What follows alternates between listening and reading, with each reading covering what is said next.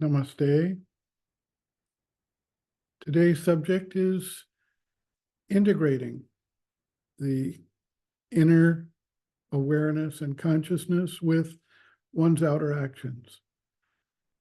We find that trying to change things from the mental standpoint, from the vital standpoint, fails. Humanity is stuck in a crisis of paralysis, a paralysis of gridlock. We have conflicting and competing mental ideas. We have conflicting and competing economic theories, political ideas, solutions based on the fragmentation method of the mental consciousness. Solutions influenced by the vital forces of desire and self-dealing and self-aggrandizement. None of these approaches have worked in the past. We find that if we replace one political system with another or one economic system with another, we wind up with a very similar situation at the end, just different people in charge. And so we tend to get discouraged, but there's no need to be discouraged. As we've been discussing in our recent programs, the first change that's needed is an inner change, a change in human awareness and consciousness, a linking of our inner growth and aspiration to the evolutionary force that is bringing out a new level of consciousness that is beginning to act worldwide in all fields of human interaction. So the first step is be the change that you want to see. Begin to examine as a witness where your thoughts come from, where your emotions come from, where your vital desires and impulses come from, where your physical sensations come from, and begin to align them around the deeper aspiration, what we might call the psychic aspiration, the aspiration that looks towards something nobler, something greater, something truthful, something beautiful, something harmonious. And that aspiration acts more or less as the conductor of the orchestra, with each of our different faculties playing a different instrument and somehow needing to find a way to harmonize together. The real problem is the disharmony of all these clashing and conflicting ideas, views, and opportunities, people going in all different directions without any real sense or purpose of where they're going or why or how they want to get there. Once we start to do that, the question then becomes, well, okay, I can sit in meditation, I can change my attitude about things, but that doesn't really change anything in the world. What are we accomplishing? Well, the first thing is that every attempt to develop human consciousness, even if done in isolation, secretly, without anybody else knowing about it or interacting with you, has its impact in the overall texture of consciousness on the planet. Now, we've all heard about the butterfly effect, and that's basically that a butterfly fluttering its wings in Indonesia is going to have some impact somewhere on the opposite side of the world. And I'm sure everybody has considered it and laughed about it and joked and said, well, I don't see it. We're skeptical. And that's understandable. But let's reframe the question a little bit. When there's an earthquake in Japan or Alaska or anywhere else, At a particular point on this enormous world of ours, we see a ripple effect. And then in some cases, a tsunami occurs. And where it starts, it may only be a 1-inch wave. But by the time it hits another coast on another part of the world, it can be a 30-foot deluge, inundating that part of the world. So the ripple effect, the tsunami effect, we may call it, proves that one point of action, however minor it looks in the grand scope of things in the world, can have outsized impacts. We see a similar effect with what we might call the avalanche effect. A snowball rolling down a hill, a small rock rolling down a hill in the mountains may start an avalanche and bury villages.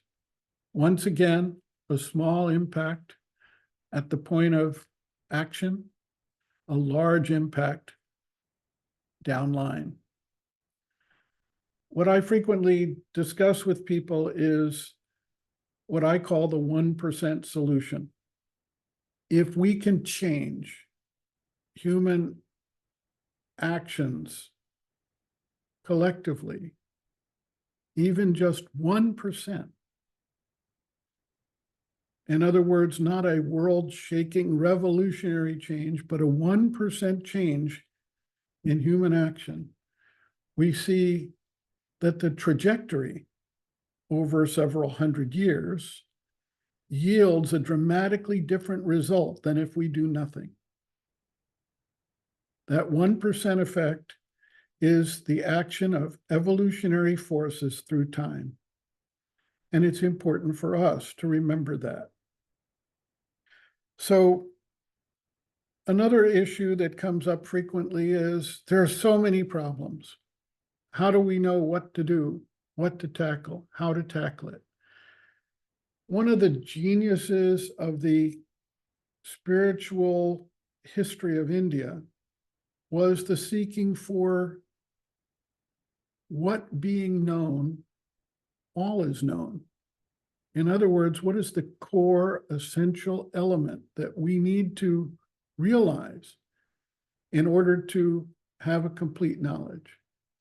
If we apply that to all of the human crises that we're facing, the water crisis, the food crisis, the income inequality crisis, the pollution crisis, the climate crisis, we can go on and on and on with all these crises.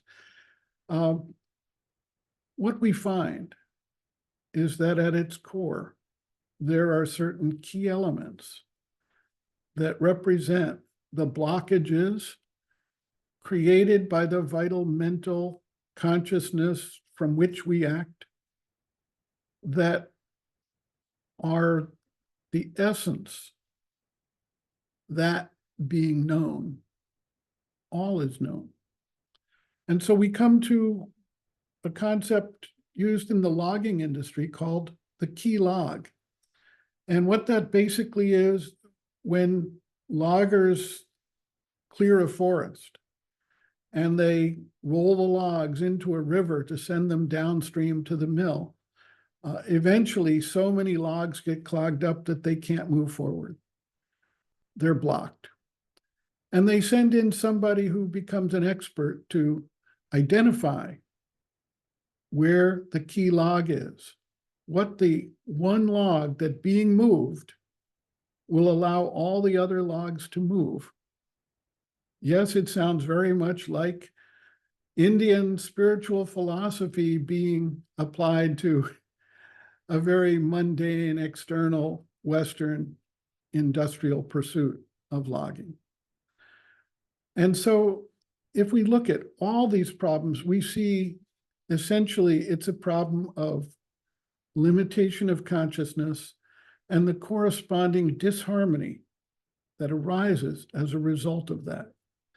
That disharmony needs to be reconciled, and it can only be done if we each individually and then collectively change the way we see things, the way we respond and react to things, and the way we project our influence, greater or smaller, into the world.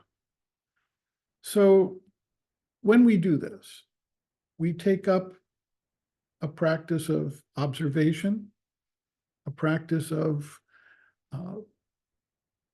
examination of the motive forces, the springs behind our actions, and we begin to adjust them.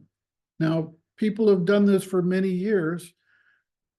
When they look back on their lives as they have gone through all their life changes, they can actually identify that they respond differently than they used to. They respond in many cases with new understanding, new compassion, new empathy, a feeling of peace, a feeling of helpfulness, a feeling of goodwill. Those things represent actions of a new consciousness that have taken hold within us almost invisibly through time. What we also can notice is that as we change and we interact with others around us, that they also change, that the whole atmosphere changes. There are many stories of rishis who had an ashram somewhere in the forest, and wild beasts would lie down with lambs, and there would be harmony in that environment, and they wouldn't be aggressive towards one another. Well, whether real stories or anecdotal stories, the concept does work.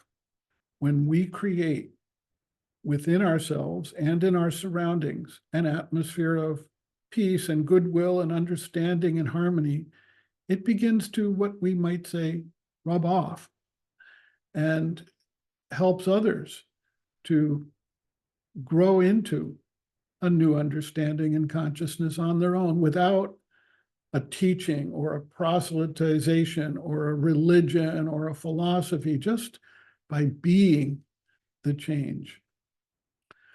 And that brings us to the 100th monkey phenomenon. Now, the 100th monkey phenomenon is one where a monkey was observed washing its fruit, a new behavior among that tribe of monkeys somewhere in Southeast Asia, I believe it was. And after a while, other monkeys in that group started washing their fruit before eating it. And eventually, the whole group was washing their fruit before eating it. What was interesting was that when a certain number of monkeys adopted that behavior in that one tribe, in that one place, in that one group, over time, they saw that the same behavior quickly disseminated itself worldwide in the monkey population.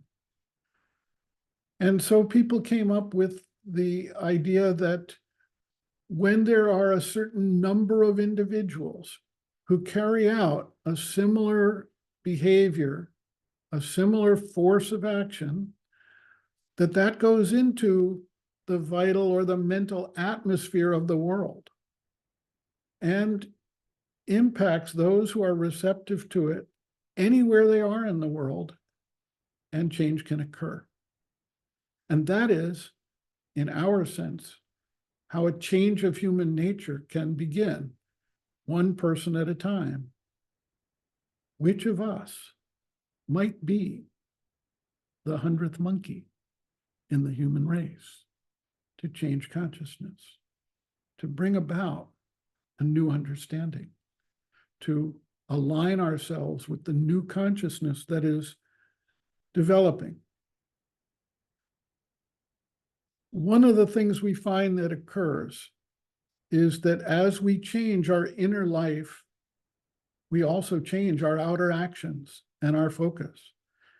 And while many people have jobs and they have to earn their livings and they take whatever job they can get, if you do it with the right spirit and attitude, that too is part of the change.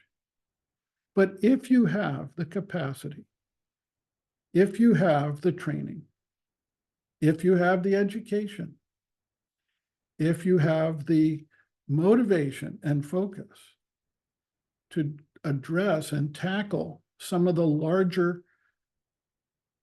issues that we all face as humanity, and you begin to apply that energy and focus to that issue, it will have an effect.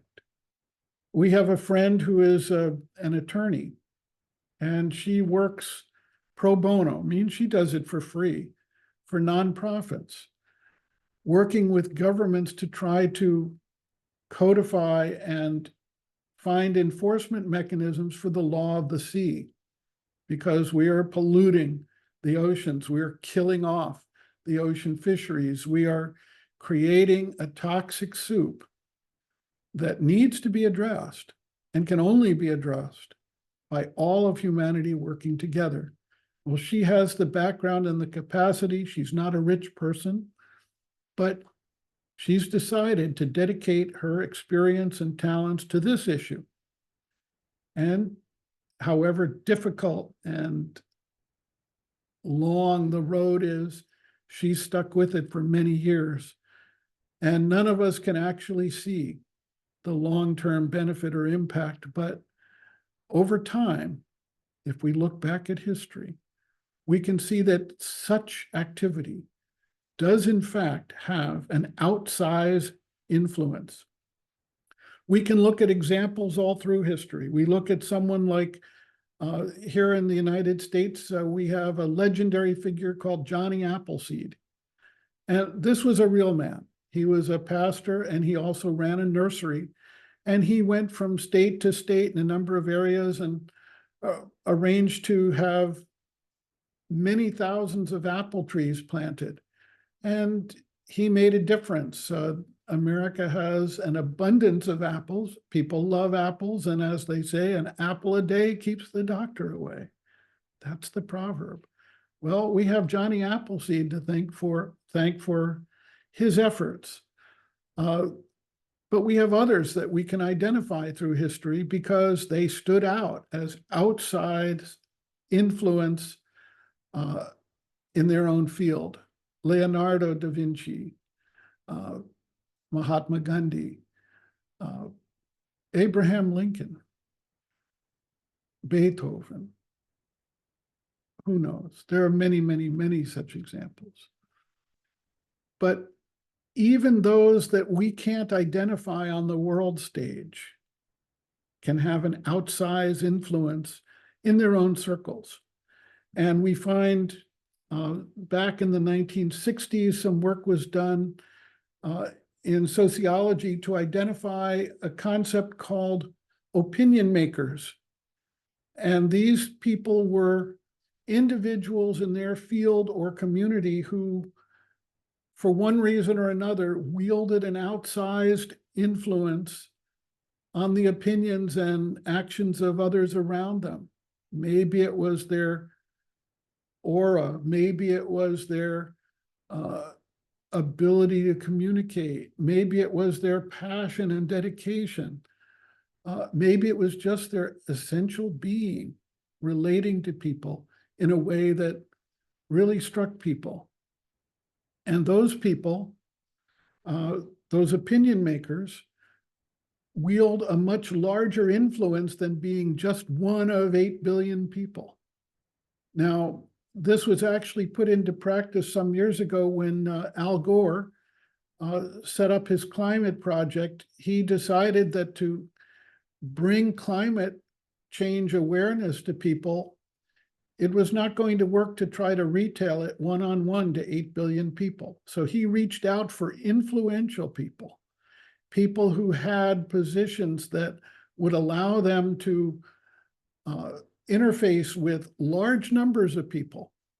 And he showed them the facts and the science, and they in turn wielded their influence. And today, humanity is finally beginning to address the fact that climate change is real and that it needs to be dealt with.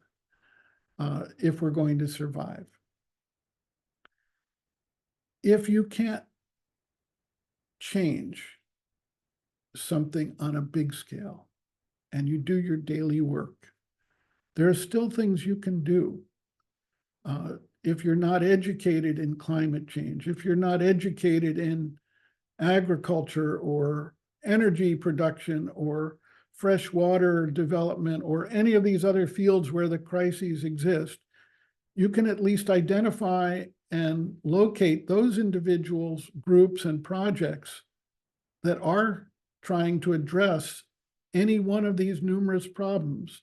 Find the one or ones that attract you and align yourself to them, help them promulgate their ideas.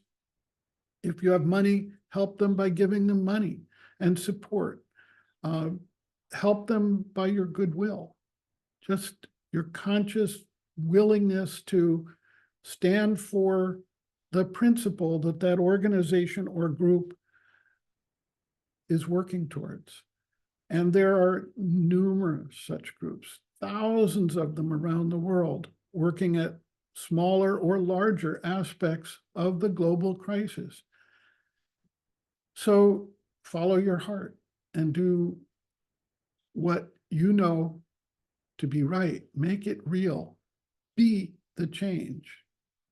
And that brings us actually to an interesting project called Oroville, where people from all over the world, from many different cultures, backgrounds, religions, philosophies, and languages, education, whatever, have come together, and they've started working as a laboratory to tackle a large number of the crisis leverage points that humanity is facing.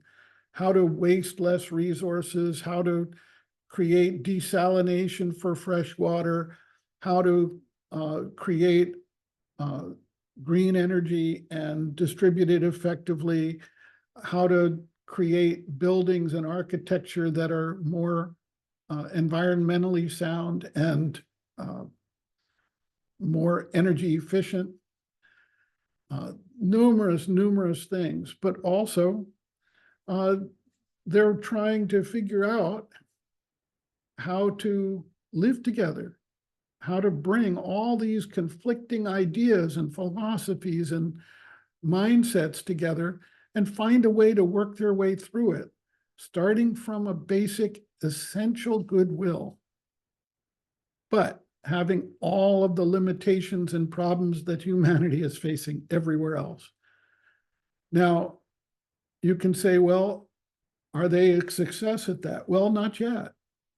The success comes through a lot of tests, experiments, and opportunities.